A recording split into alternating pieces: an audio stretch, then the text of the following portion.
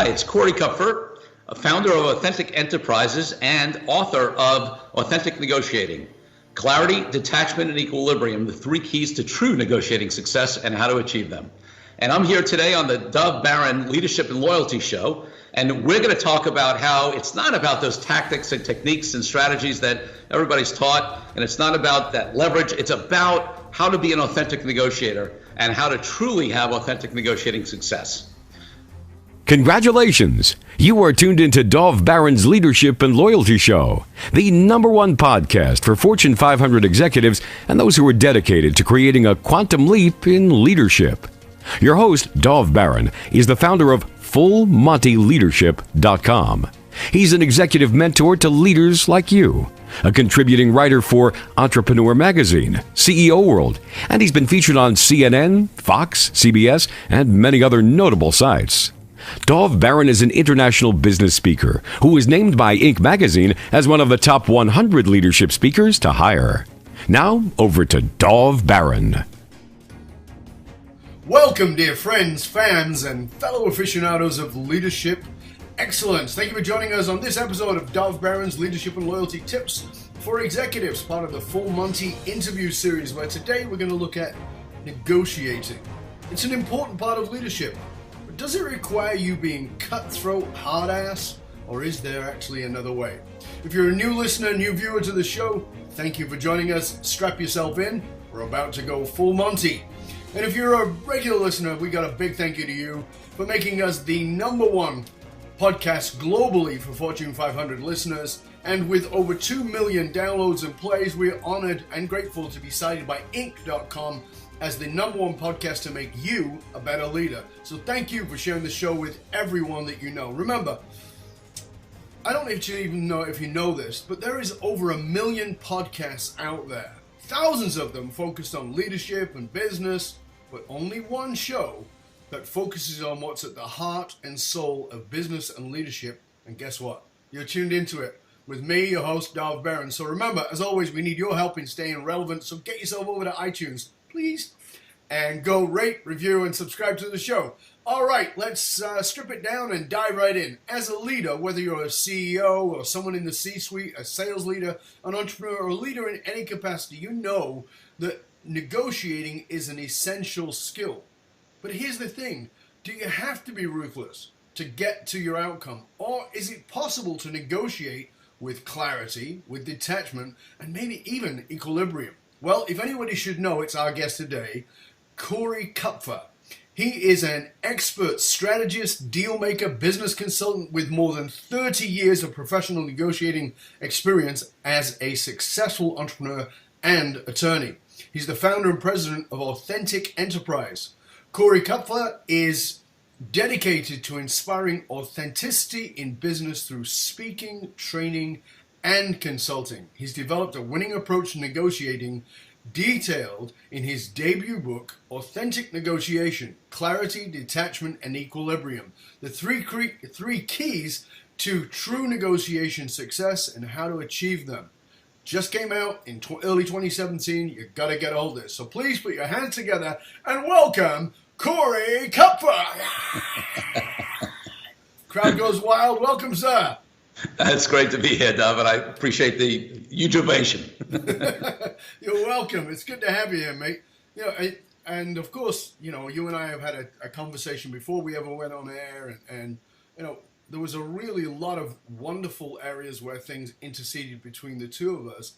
But one of the places I want to start is actually in background, because of course you're a very high level lawyer. You've done a lot of very powerful things as a lawyer, but you actually started out, and which I think is very cool, as an entrepreneur like myself at a very young age, at 15 years old, with employees. Tell us a little bit about that, how that started off. Yeah, you know, when I graduated from the lemonade stands and the mowing the lawns, you know, I was, because I had businesses before that, but really my first true business was at 15. I was working for somebody delivering flyers door to door, like supermarket circulars in the days when there was actually print material.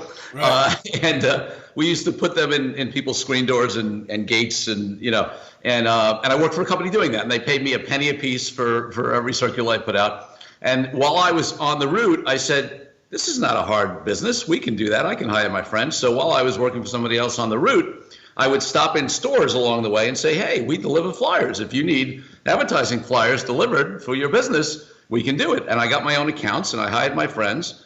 And the only problem with the business model of the circular delivery business was that they had an older kid normally who drove, who had a driver's license, who would drop off the younger kids and then check up on them to make sure that they were actually putting the flyers at each place. As opposed to putting them all in the garbage can. But I didn't drive yet, so I had to ride around on my bicycle and check up on my friends to make sure they were delivering. So, yeah, it was. I did that for a couple of years before I went away to college and made a lot of money for a 15-year-old kid. So that was your initial business and your initial fitness program. Absolutely, absolutely. That's what got you started. So then, of course, you went on, you became a lawyer, and I think that this is a very interesting piece because you've got, your driving force now, a lot of what you're talking about is around authenticity. And of course, you and I have had conversations about how important that is. But authenticity and lawyer, so just as a clue, I have many clients over the years who've been lawyers, and several of them who have become friends. And I remember having conversations with some of those lawyers who were saying to me that they have to put their lawyer hat on. And I was like, I don't know how you do that. They're defending somebody that they know is guilty. And I'm talking about stealing a bicycle. Something heinous, did something horrible. And they have to defend it. And I go, how do you do that authentically? So for me, this was, when you and I first started, I thought, this is a really interesting piece. Authenticity and lawyer, not at the surface, but underneath, at that depth. How did those two things come together? Yeah, so for me, I've, for most of my career, been a deal corporate guy, so I don't handle criminal stuff. And frankly, that's a tough place. You have an ethical obligation to represent people zealously when you're a lawyer, no matter who they are, whether they're murderers or alleged murderers or whatever. And my friends who do criminal work, I have a lot of respect for them. But frankly, for me, in what I do, what helps as a starting point is that because I'm doing deals, because I'm helping companies grow, because I'm, those are all ultimately positive things. Now, you may end up in tough situations, you may end up in tough negotiations, but the goal is all positive. And then, what happened over time is I found that representing so many entrepreneurs in larger companies and looking at all the things they did, contracts, deals, key hires, whatever it was, excuse me, and finding that sometimes they would achieve the short-term goal that they had to acquire that company. I want to grow, and they do all these acquisitions.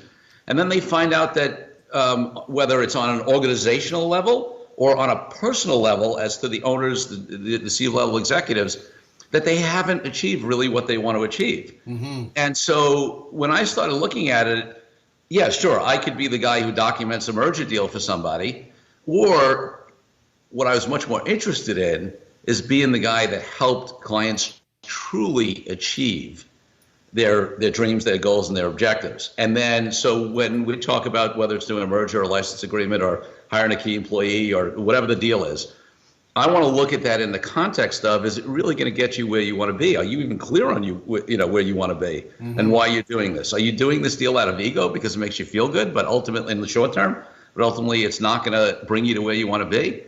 For me, the beauty of entrepreneurship is that people get to ideally achieve their dreams and provide for their families and create jobs and be freed up and have money and influence and freedom to make a difference in the world. And so, if you're about that, it's hard to do things in a vacuum. One of the things you talk about there, of course, is this authenticity in the negotiations. But one of the things that, even in the title of your book, is this word around equilibrium. Because I think that when we think of negotiation, certainly in the way that it's been in the lexicon of language that we know, it's been about somebody wins, somebody loses. And although people have a lot of nice talk about it, we want to create a win-win situation. But, when I think about the way that I was conditioned, it's not the way I operate, but the way that I was conditioned and the way that I see it in the world, is the lawyer who is going to be my negotiating lawyer better be a better bulldog than the other guy's lawyer, right? So talk to us about that, because that seems like a long way from, where you're talking about with authenticity and equilibrium, seems like a long way from that. Help us out, Corey. Yeah, and here's the thing. I think there's even the way you set it up and say, hey, which is a great way to set it up, because it's the question everybody has in their mind at the beginning of the show, which is, hey, can you be a successful negotiator without being that, that bulldog tough guy? Yeah, right. And I would argue to you two things. One, actually, not only can you be, but it's actually more effective. And number two, there's a misconception. Maybe initially, I mean, when people do my work, they understand it. But initially, when they think of terms like clarity and detachment and equilibrium, that's soft in some way.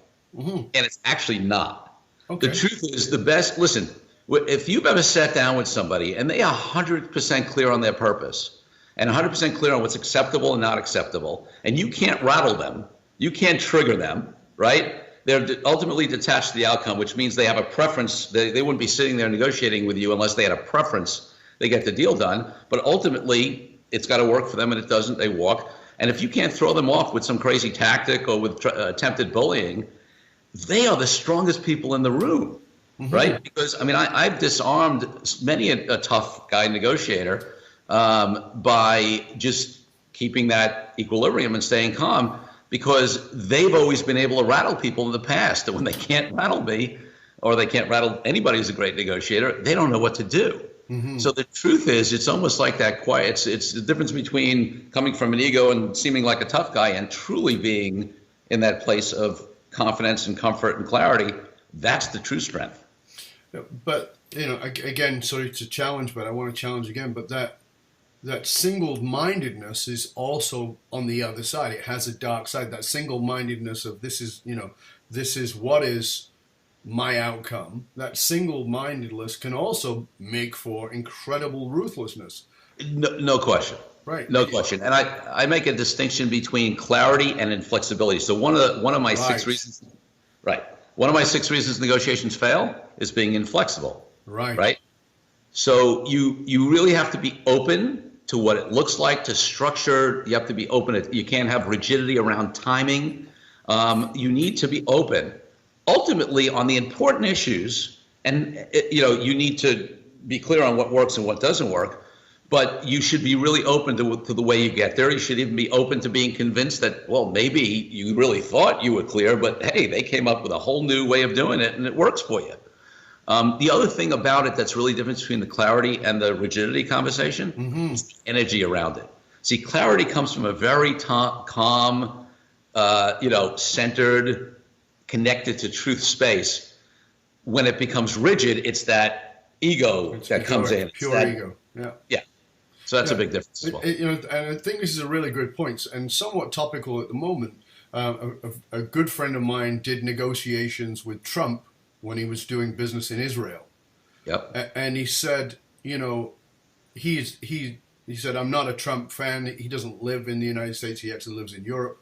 But this was in Israel. And he said, but the guy is single-minded. He goes in single-minded in his negotiation. That is his version of the art of the deal. He's single-minded, but he is ruthless, and he is cutthroat, and he is mean, and he will do everything to disarm you as the person on the other side. He goes, and we had this discussion because I'd written this piece about Trump, which was called Decoding Trump, and I talked about his single-mindedness, because it's really interesting that at the end, one of the things I had said about Trump is I said, he will win. I'm just not sure he wants the prize.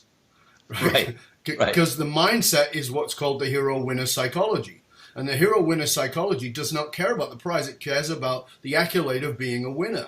But it's that single-mindedness, because he said at the end of the negotiation, he was mean, he was ruthless, he was cruel. But at the end of it, when he won, he wanted to hug everybody. And we're like, go away from us. So that is the distinction that I'm hearing in you, is that to have the single-mindedness, but with the flexibility maybe even, and I'm going to put a word in your mouth, I don't want to, but we'll see if it's right, but maybe even with the compassion to hear another point of view, and the willingness to have the openness. So it's single-minded, and this is what I found interesting when you and I spoke about it. Single-minded and open-minded together seems bizarre, seems like, in that world of negotiation, seems like a complete oxymoron. Can you talk to us a little bit more about that? Because I think it's something our leaders need to grasp. Yeah, it's a great contrast. And, you bring up Trump as an example. There are other people like him, plenty, who are, these tough negotiators, right? So one, I just want to bring in something in that conversation. I'll circle back to your question, but people have to understand, no matter what we teach, like what I say is everything that I teach people will make you a better negotiator in every situation that you are in, wherever you are on the leverage spectrum. But leverage still counts. Of course. Right? Yeah. And Trump has, as an example, has had leverage in most, of his situations from the early days when he had his father behind him and his father's money, and then he accumulated his own money. And then people even say to me, what about when he was broke in the casinos? And, it's the old story. If you do deals and the space, if I owe you a little bit of money, I'm in trouble. If I owe you a lot of money, you're in trouble. I actually have the leverage. So I want to bring leverage into the conversation. And the problem that comes up with negotiators like that is that when they don't have the leverage, which they're unused to having, but the bigger and bigger deals you do and the more sophisticated people you deal with, you're going to get to a point where you don't necessarily have an overwhelming leverage advantage, right?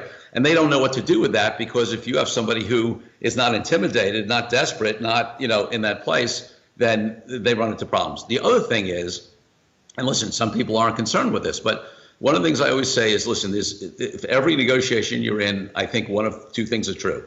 Often the first one is true, which is that it is the start of an ongoing relationship or the continuation of an existing relationship.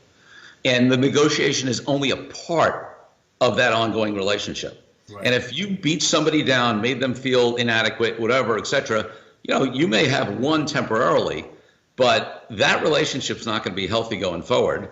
That person may be looking to take advantage to get back at what they lost in the negotiation, or they may be looking to just stay with you for as long as they need to because they need the money, but they're looking for other, opportunities and alternatives.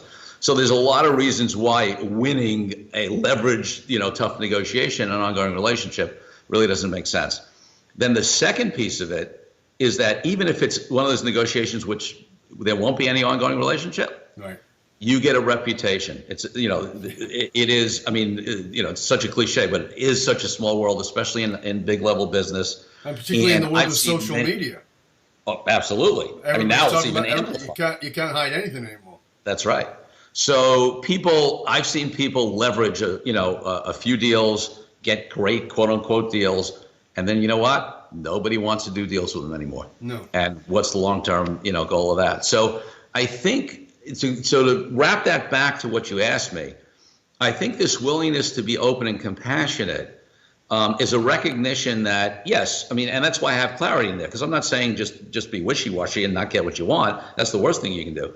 You need that clarity, but that openness to and compassion is what allows the deals really to work, the negotiations to work, to work long-term. Because a negotiation isn't an objective of itself. It's creating a relationship. It's creating a deal. And there are a million other factors in that relationship and deal. And if you only worry about winning the negotiation, you're going to lose in the long term. Right. Because you say, even in the title of your book, clarity, detachment, equilibrium. So clarity, knowing specifically what you want. Is detachment what you were just saying there about the flexibility of how you get to it? And then the equilibrium is with yourself or with another? I want you to walk through the three for us. Yeah, that's great. Yeah. So let's start back at clarity, right? So clarity, it seems easy to understand. You should be clear on what you want, what you don't want. But I got to tell you something. This is the area I spend the most time with people because my clients, people, as humans, we want to think we have clarity and then skip to the next step. And so let me give you a quick example on that, Dov, because I think it's the way people really understand it. I actually do this with my clients all the time. Let's say you are selling your business and I'm representing you, and you say, hey, Corey, I'm in negotiations. I want you to help me negotiate all the terms, including, let's say, the purchase price, because it's easier to illustrate with money, but this concept applies to every term. Of course. So, all right, Dov, Dov, how much do you want to get for your business? Well, I'd love to get 12 million for it. Okay, good. What would you be happy with? Well, 11 million would be great. What's your bottom line? $10 million. $10 million bottom line. Okay, bottom line, no less than that. You walk from the deal if you don't get at least 10 million. Yes. Okay. So let me put out a scenario. Let's say we've identified the other 15, 10, 20, whatever key points on the deal. And let's say we have successfully achieved every single one of those. But instead of being 10 million, it's $9,999,999.99. Do you take the deal? And the client inevitably says, well, of course, Corey, it's only a penny less. I've got everything else I want. Okay, what about a penny less than that, a penny less than that, a penny less than that, a penny less than that? You can end up at zero. Right. So there's literally has to be a number, a penny, not a penny less than, not a penny more than. If it's the terms of the employment contract, not a day less than, not a day more than. You get the delivery of the goods. They have to be there by this time, whatever it is. So, and again, that's not from a place of rigidity. I work with people to drill down to that level of clarity. Now, by the way, honestly, that doesn't mean they may not ultimately take the deal at a penny less, but they've got to enter the negotiation knowing, because the truth is, when they go through that, they may find out that true bottom line is not 10 million. It's really 9,600,000. Yeah, and I think that's a great piece. It's one of the things I do in the work that I do with my clients, and it's work that my wife and I used to do in a training that we used to do for people looking for authentic, or what we call the soul-based relationship, not a soulmate, but soul-based. Which is quite different. But one of the things we'd ask people is, what's non-negotiable? Right. And people would go, right now you're in trouble. What that means is you're shopping when you're hungry. Somebody shows up with sparkly eyes and a nice chest, and you go, oh, I'm in. Right? As opposed to what's non-negotiable. And the analogy I've given lots of times, because it makes sense, is when I did this work on myself, when I was single up until I was almost 40, and I was like, yeah, I do want a partner, but I want to be really clear. And I decided to start making this list of what I was looking for. And I went out on, not dates, I went out on interviews for 18 months. Right. One at a time. Only 2 people besides my wife made it to date number 2. And because I got really clear on what it was. And one of the examples I give, and it's kind of like your penny, and I love that, by the way, is I went out and said, oh, I want a non-smoker. I don't smoke. I want a non-smoker. I actually don't mind the smell of cigars or even pipes or even marijuana and all that. But cigarette smoke makes me want to vomit. So, okay. So, non-smoker. So I go out with this girl and I say, oh, do you smoke? She says, no. That should check the box, right? No. Didn't know that. So I asked her, wait a little bit further in the conversation. And she mentioned something about smoking. And I said, I thought you didn't smoke. Oh, she says, oh, well, I don't anymore. Oh, I said, oh, you gave up? She goes, yeah. I said, when? She goes, about a month ago. Done. Because guess what? It's an addiction, and there's a good chance it's going to come back. We're done. Another girl on a date, a non-smoker, she says, but sometimes when I feel stressed, guess what? Relationships are stressful. Done. Another girl says, no, I don't smoke. And it's, oh, this is great. Fantastic. I said, have you ever smoked? She goes, well, I only smoke twice a year. Oh, when's that? On my birthday and on New Year's Eve. Oh, well, if I was dating you, I'd probably want to spend your birthday with you, and I definitely want to spend New Year's Eve with you, so I ain't kissing no ashtray, so this is not going to work. That level of clarity. So I had to get really clear about what it meant. So what it meant for me was non-smoker, has never smoked or has not smoked in 10 years. Right? That level of clarity is what I'm hearing you say with that same thing, because then they have to go, well, is it any kind of smoke? So I go, well, if the person wants to smoke a cigar on New Year's Eve, I'm actually okay with that. It doesn't bother me. If the person wants to smoke a joint once a month, am I okay with it? Sure, I'm not. But it's that distinction, and I love what you're doing with that, with this penny thing, because I think that I've said this for years.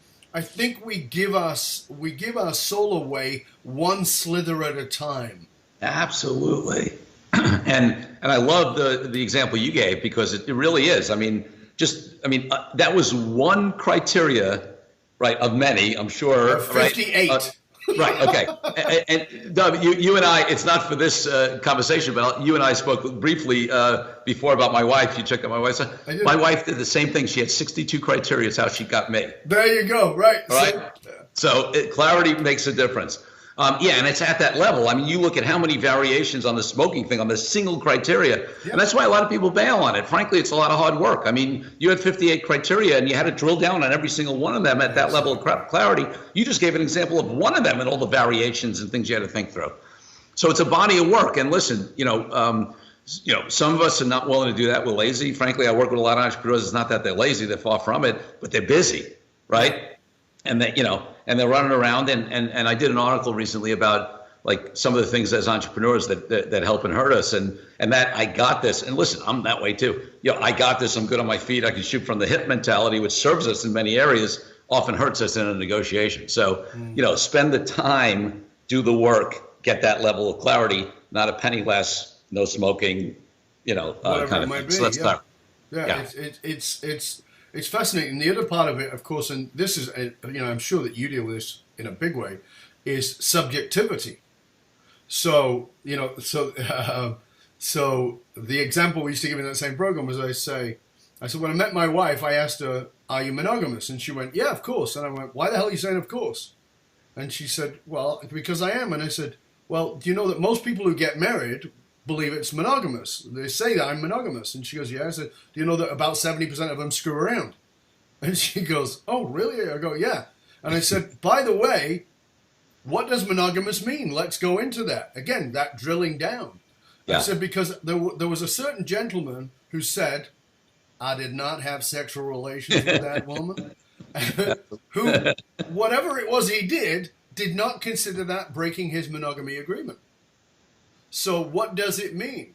I used to work for a guy back in the days when I was a doorman in a nightclub, and I worked for a guy who owned the club, who was a good Catholic man. I really liked him. Don't get me wrong, I really liked him. Who's was very about, I'm monogamous, I'm a good Catholic, and all that. I said, "That's cool, good, whatever." I walk in his office one day, and there's some girl on her knees, and I go, "This is interesting." Close the door, walk out. He comes out later, and he's like, "Yeah, sorry, you had to see that." And I said, "What about the monogamy?" And he goes, "Oh, that's not sex." Right. And I go, "Really? Because I think they call it oral sex." And he goes, "Yeah, but it's not the same. It doesn't count." So that's subjectivity. Well, that's right.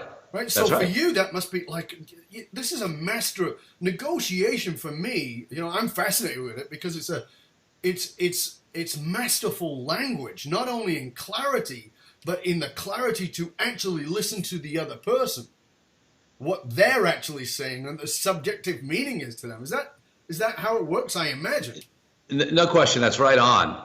And the reason why it's such a, if you look at my clarity, detachment, and equilibrium, if you don't get the clarity first, you have no idea what to be detached from or to. No. And how do you know what you're maintaining equilibrium? How do you know what's trying to throw you off? I mean, without that clarity, it's a grounding, it's a foundation, by the way, it's the starting point of designing an entire, people say to me early on, "Oh, how are you going to approach this negotiation?" And I said, "I have no idea. Let's get clear on what your objectives are first. I can't design a negotiating strategy unless I'm really clear on what we're trying to achieve."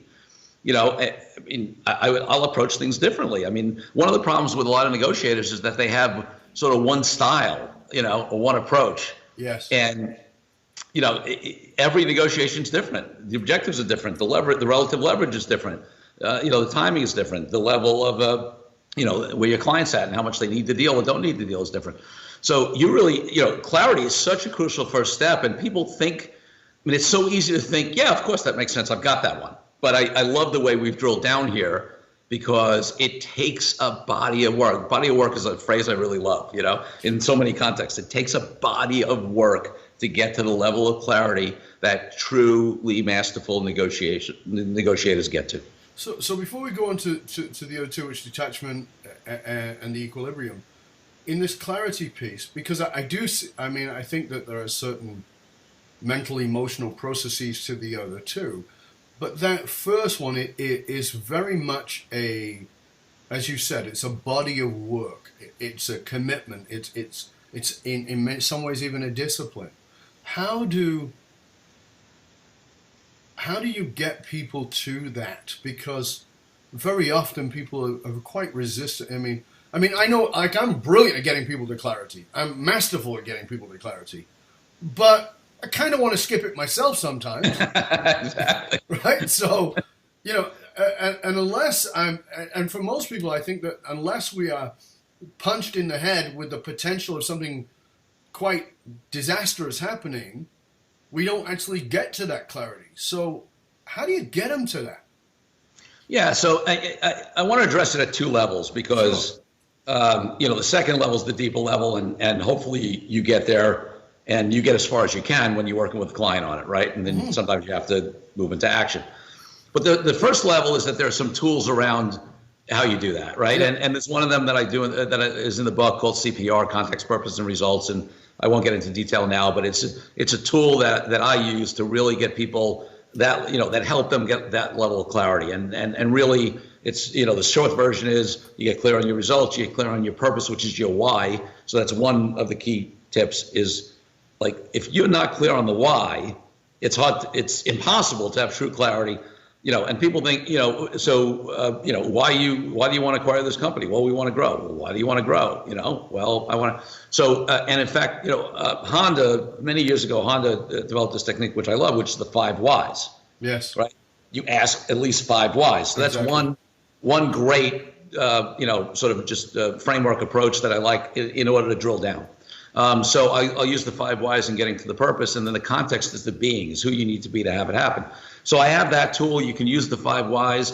I always tell people, listen, when they say to me, hey, what do I do to get clear? One of the things I say to them is, well, what do you do in your life to get clear? When you're in a state of stress or confusion, whatever, what do you naturally do? Are you the kind of person that meditates? Are you the kind of person that goes out for a run? Are you the kind of person that, bounces it off friends? Do you pray? Do you, what do you do? What is your process? Yeah. Right. So tune in to what has helped you get clarity in general situations in your life and use that as well. So there's all those tools where you can get it, level of clarity. Now, the deeper level of clarity is frankly a bigger life conversation that comes down to a personal growth conversation. It comes down to an inner awareness conversation. It comes to really working to get to your truth, not only in that negotiation, but knowing yourself. Yeah. And listen, that's the real ultimate work, right? So, for me, it's about self-awareness, right? If we do the work to become self-aware, it gives us a lot of clarity in what we want to do in our lives. Not just do we want to do that deal, do we even want to be in that business? Are we on purpose? Do we want to be in that relationship? Do we have the right people in our lives, and do we need to shed some of them? All those things. So as you can not only imagine, but also you've done it in your way, in your work, I certainly give them the tools and everything at the first level. And then I do as much work as I can with them at the deeper level. And then realistically, if we're in a negotiation, there is a certain pace to it, et cetera. And I'm not necessarily going to help them transform their level of life awareness from here, to here.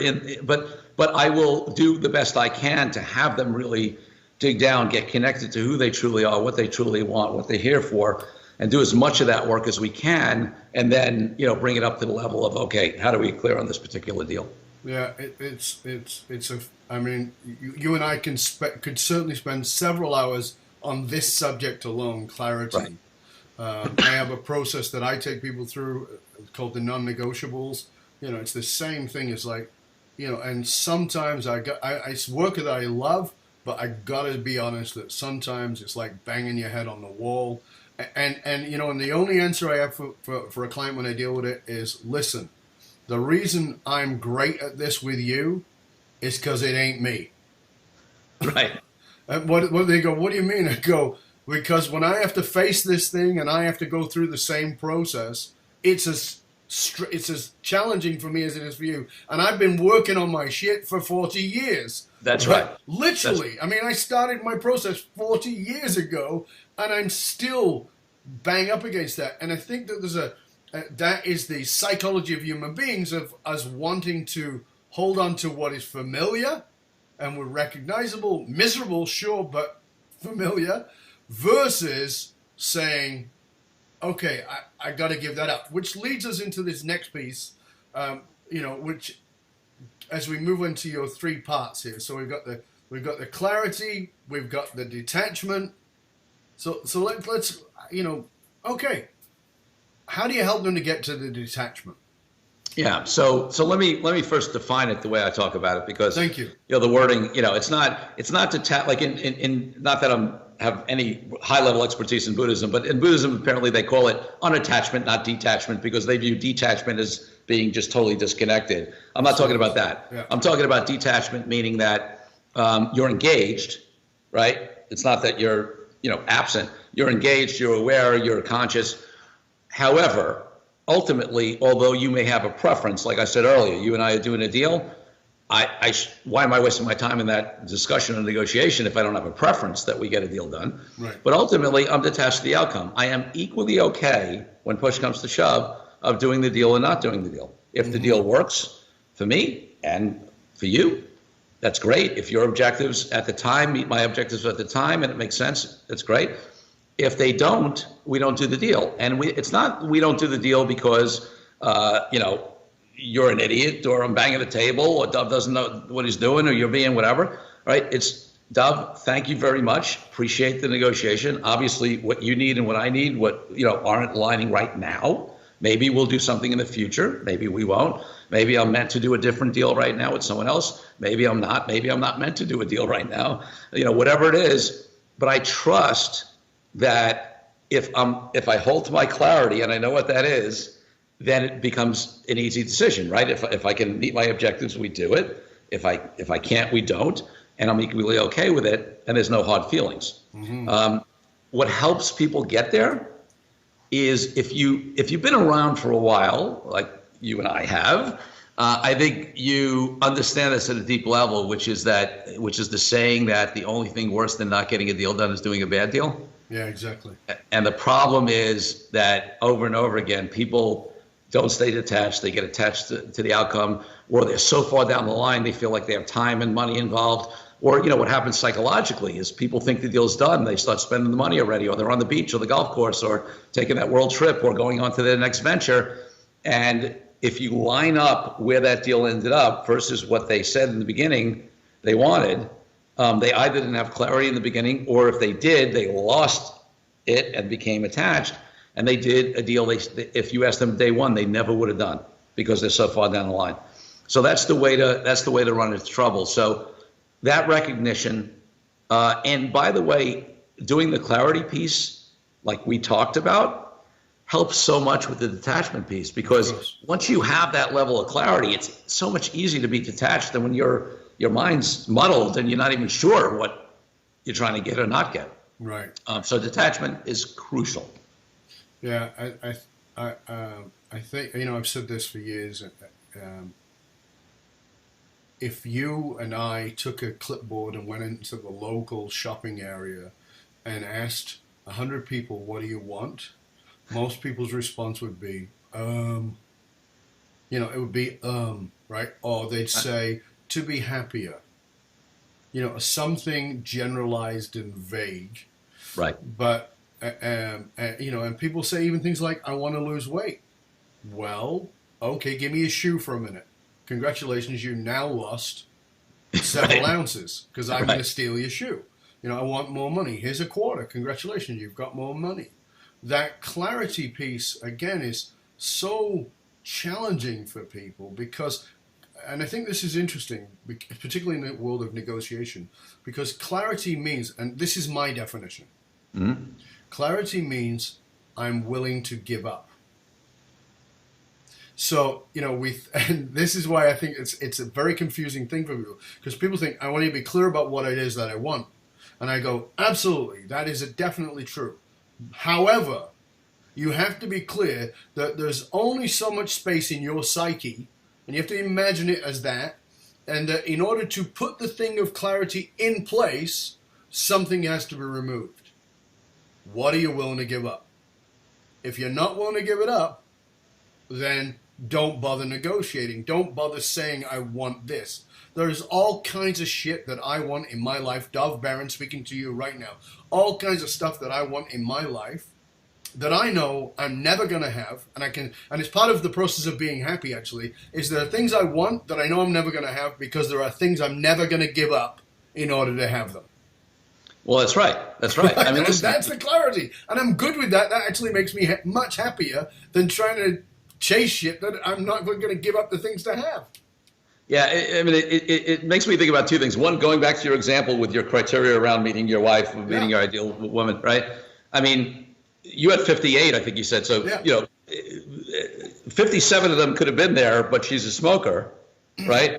Could have been the most attractive, smart, whatever. I don't know what all of that stuff could have been. But when you get clear that smoking is a non-negotiable, as you'd say it, right? Then you're going to give up the opportunity to be with a woman that has all this other stuff, right?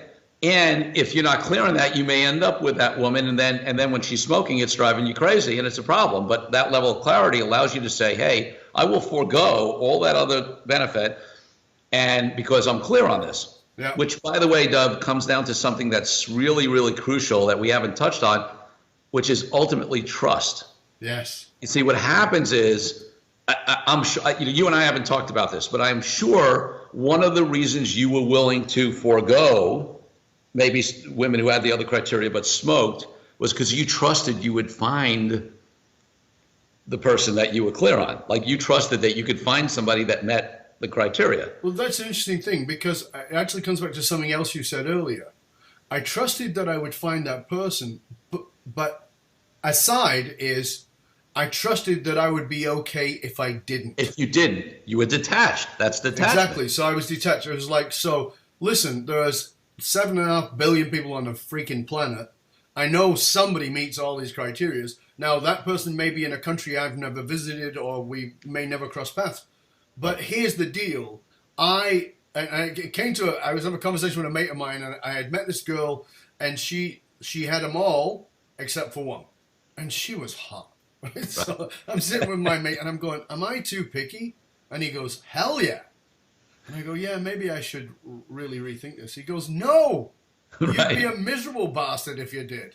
Right. And it was that understand, like, that is what I had to have. I knew. So what I got to was, yeah, there's plenty of people on the planet. I'm sure she exists. However, I know how miserable I am.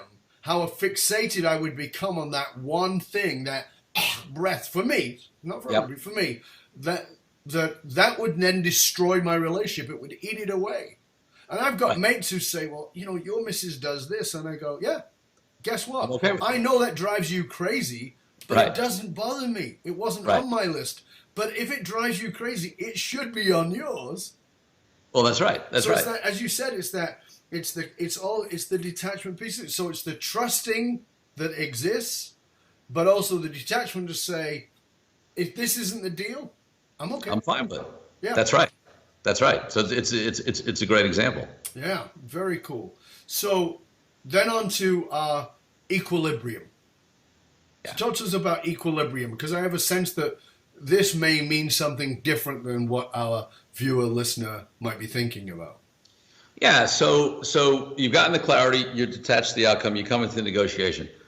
It's so easy to get thrown off. I mean, it's easy to say, we're all zen and clear and we're great, and then you go into the negotiation and it's stressful, and, maybe you're not comfortable, or they pull some crazy tactic on you, or they're screaming in your face, or, the millions of things that can, or they say, hey, we have a better deal over there if you don't, give the million of things that can happen in negotiation.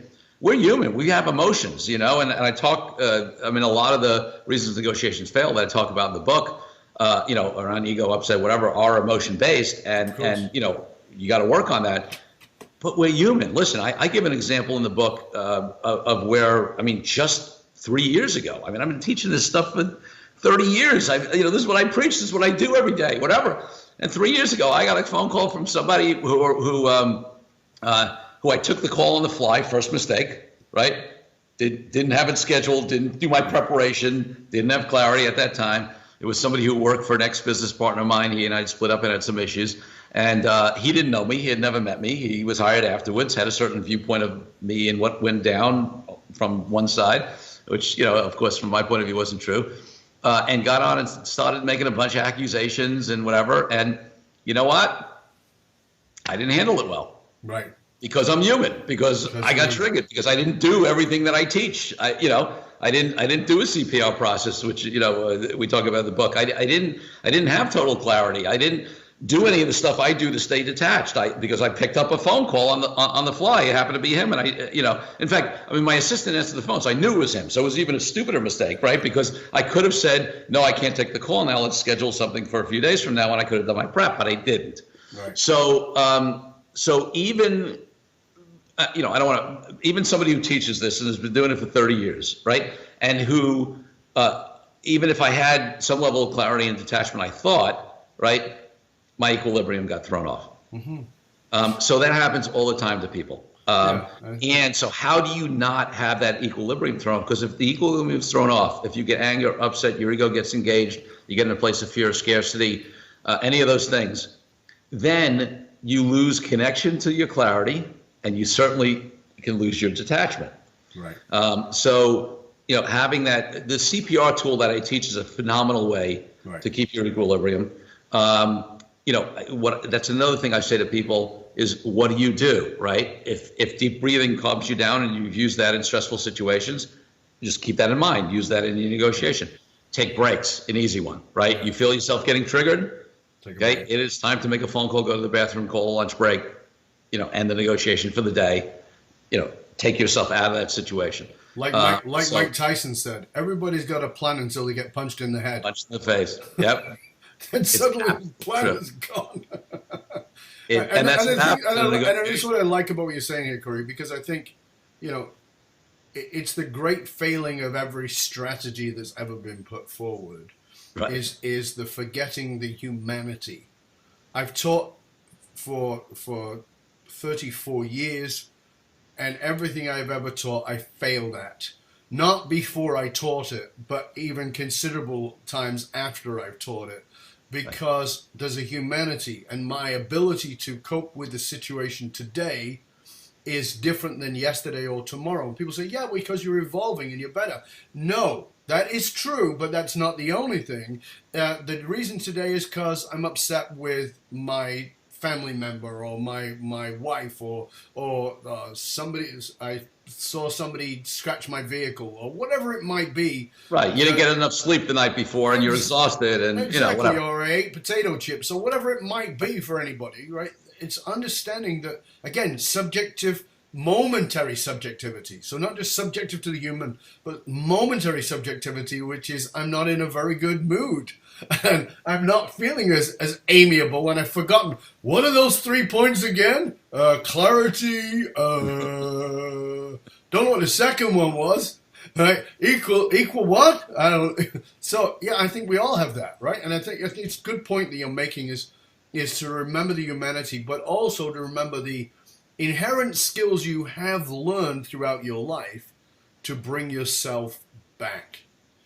When we get to these three things, one of the things you talked about even in your CPR process, and you and I talked about it before, is around purpose and the 5 levels of why and all the rest of it. And I think that our work that we do with companies, with organizations, with leaders is about finding what we call the sole purpose of a company, the sole purpose of a leader, soul being an acronym, not as a religion, but understanding that depth of what it really takes. Tell us a little bit about your purpose, because you're a different guy. I mean, I'm going to tell people in a moment about what you got involved in around raising awareness, around differences, and you're the lawyer and the negotiator. So the lawyer negotiator is this badge, and we go, ooh, hard ass. And then you've got this other side. So talk to us about your purpose. Yeah, so so I'll start with the purpose of the business, but then I'll talk about my personal purpose, which underlies everything. Thank you. So for me, and you mentioned it a little bit earlier, it's all about inspiring authenticity in business so that companies profit and people prosper. Okay, and for me, I mean, listen, I'll be frank. I usually don't lay this out because it's a little bit of a Trojan horse approach, but negotiation is an entree because everybody wants to negotiate better. It's easy, nothing's easy, but it's easy to get that into a corporate environment. They want to hear it. and corporations will even hear the word authenticity these days. Frankly, I don't think a lot of them really know what I mean at the depth and level, but it's enough of a buzzword where when you say authentic negotiating, they'll say, yeah, we want to do that, right? And it's really so companies profit because listen, I don't, companies need to make money. It's and you want your people to prosper in there. For me, though, there's a deeper cut on it, and it comes from my personal purpose. And my personal purpose in life, this is what drives me. I mean, and I've gotten clear on this for the last 20 some odd years, and it drives everything I do. And that's to bring people together across perceived differences, so we realize we're all one. Yeah, that's awesome. I truly believe we are one humanity. Whether you want to say we're all interconnected, whether you believe it more from a Eastern spiritual philosophy point of view, where it's all one energy. I don't care how you phrase it. I've had the gift of spending time in villages in India and Ghana and Uganda and traveling the world in other capacities and meeting all kinds of people. And what my experience tells me is that people are people, and people are trying to live their lives. They're trying to feed their families. They're trying to educate their kids if they live in a place where that's available. They want to live a better life. And a lot of the conflicts, or all the conflicts we have, are they're not generally, by the average person. I mean, people are people. And I also believe, and I'll just say it, that there are forces that get benefit out of keeping people divided. And that's been true throughout history, whether that's across nations, by race, by whatever it is. So the way those connect, though, is that ultimately this authenticity conversation, this self-awareness conversation, I truly believe that there is a universal truth that if people really got connected with internally, they would get to that place to be interconnected to all people. So when I do authentic negotiating work with people and get them down to their clarity, especially and detachment and equilibrium, especially on that deeper level that we talked about, and yes, you're right, it's challenging. Sometimes, listen, the game in life is to increase your capacity to receive. Right, all the wisdom's out there in my mind, right? And I have heard things 100 ways, and then finally, 20 years later, I get it because I'm finally ready to receive it, right?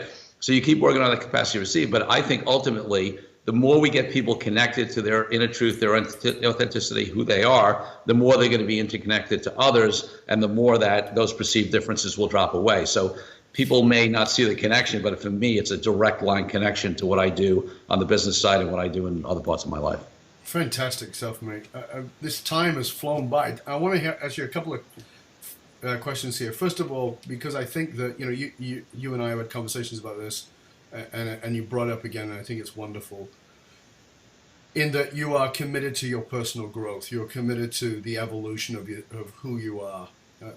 And certainly at a business level and a personal level, tell us something in your life, in your business, in your leadership that you're personally maybe challenged with, that you're working on, that you're trying to upgrade. Yeah, that's a great one.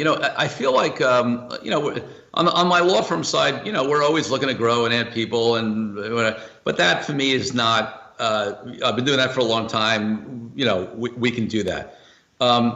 My speaking, training, and consulting company is newer. I mean, I've done a lot of speaking over the years, but it was always sort of an adjunct to the law firm. And business development, then I started getting paid for it. But I split this off and putting a business model around it. And I could talk about a lot of the surface level stuff that I need to learn. But on a deep level, for me, there's a different way of putting yourself out there when you're saying to the world, hey, I am committed to authenticity in business, and it's not just something I do because I've been doing it for years, right? I've been doing it, it's just what I do. It's part of what I do. But now I'm putting it out there, and I'm saying, hey, I'm the person that's committed to causing that change. I'm the one who, not the only one, but in my formulation of it, of course, I'm the one that's committed to that. And frankly, it brings me, I'm the authenticity guy. Wow, I better be looking at a higher level of authenticity in myself, because not only that there's critics out there and whatever, which frankly, listen, you're always going to have critics. The bigger impact you make, the more people are going to have issues with what you do. But I need to be congruent, and I've always worked to do that. But when you put yourself out there, like I am now in a bigger way, that's a deeper cut that I need to take personally to make sure, is everything in my life authentic? Am I being congruent with what I'm teaching? Because it's not what I say, it's who I be that is going to have the biggest impact. And I'm committed to the impact. So now I really got to look at a deeper level on who I'm being around this. That's very cool, mate.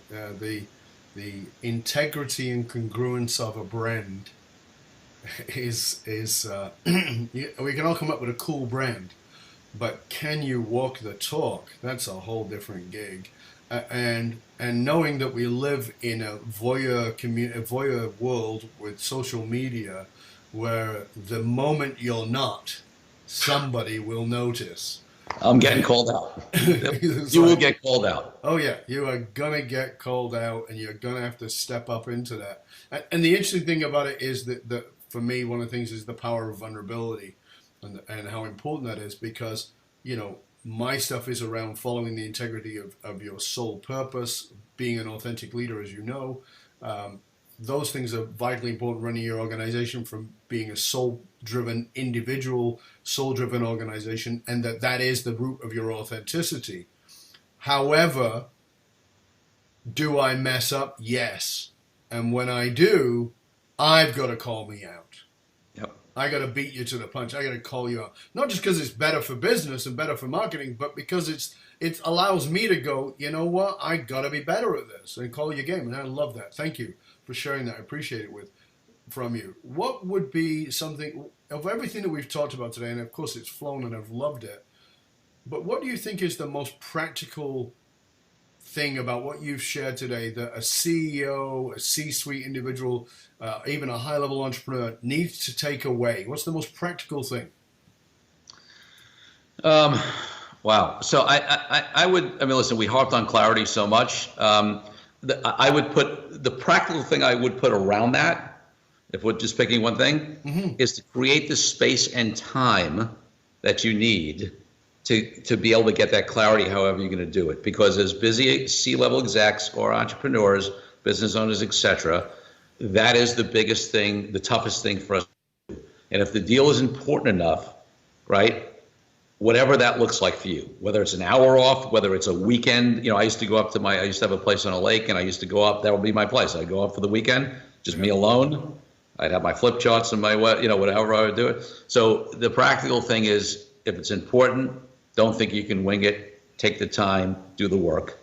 Fabulous. Fabulous. Listen, mate, I've loved this conversation. It's been fabulous. You've been definitely singing to the choir, and I appreciate that. So thank you so much.